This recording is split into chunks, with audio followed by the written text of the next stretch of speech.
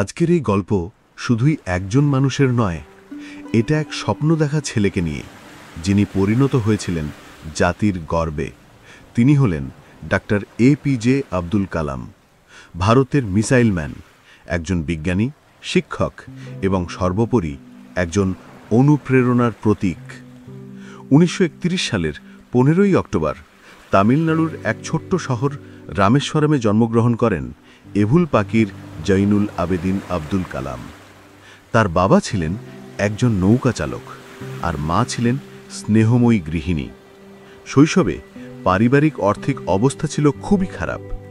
ছোট্ট কালাম সকালে খবরের কাগজ বিলি করতেন, যাতে নিজের পড়াশোনার খরচ চালাতে পারেন। তবু কখনো হাল ছাড়েননি। চোখে ছিল বড় স্বপ্ন আর মনে ছিল অদম্য ইচ্ছা। পড়াশোনায় তিনি ছিলেন অত্যন্ত মেধাবী। গণিত ও পদার্থবিজ্ঞানে ছিল তার গভীর আগ্রহ। স্কুলের পর তিনি ভর্তি হন মাদ্রাস ইনস্টিটিউট অফ টেকনোলজিতে, MIT-তে। সেখানে তিনি পড়েন অ্যারোনটিক্যাল ইঞ্জিনিয়ারিং। তিনি স্বপ্ন দেখতেন পাইলট হবেন, কিন্তু সেবার মাত্র 9 জনকে নেওয়া হয়েছিল, আর তিনি ছিলেন 10ম। হেরে যাননি, বরং ঠিক করেছিলেন তিনি আকাশ ছোঁবেন অন্য পথ দিয়ে। এরপর তিনি যোগ দেন DRDO-তে, পরে যান ইসরোতে। সেখানেই তিনি প্রকৃত পরিচয় পান একজন মিসাইল বিজ্ঞানী হিসেবে। তার নেতৃত্বে তৈরি হয় ভারতের প্রথম উপগ্রহ উৎক্ষেপণ যান SLV-3। এটি 1980 সালে সফলভাবে রোহিণী উপগ্রহকে কক্ষপথে পাঠায়। এরপর তিনি ক্ষেপণাস্ত্র নির্মাণে যুক্ত হন। অগ্নি, পৃথিবী, আকাশ, নাগ, ত্রিশূল, এই মিসাইলগুলো তাঁরই হাতে তৈরি। তাই দেশ তাকে ডাকল মিসাইল ম্যান অফ ইন্ডিয়া নামে। 1998 সালে পোখরানে ভারতের দ্বিতীয় পারমাণবিক পরীক্ষায় ডক্টর কালাম গুরুত্বপূর্ণ ভূমিকা পালন করেন। এই ঘটনার পর ভারত সারা বিশ্বের চোখে এক শক্তিশালী, আত্মনির্ভর দেশ হিসেবে প্রতিষ্ঠা পায়। তিনি কেবল বিজ্ঞানী ছিলেন না, তিনি ছিলেন স্বপ্নের স্থপতি। 2002 সালে ডক্টর কালাম নির্বাচিত হন ভারতের একাদশ প্রধান রাষ্ট্রপতি হিসেবে। তিনি ছিলেন প্রথম বিজ্ঞানী রাষ্ট্রপতি, আর তিনি হয়ে ওঠেন জনতার রাষ্ট্রপতি। তিনি বিশ্বাস করতেন ছাত্ররাই জাতির ভবিষ্যৎ, আর শিক্ষক হলেন ভবিষ্যৎ নির্মাতা। রাষ্ট্রপতি থাকাকালীন তিনি শত শত স্কুল কলেজে বক্তৃতা দিয়েছেন, হাজারো ছাত্রছাত্রীকে অনুপ্রাণিত করেছেন।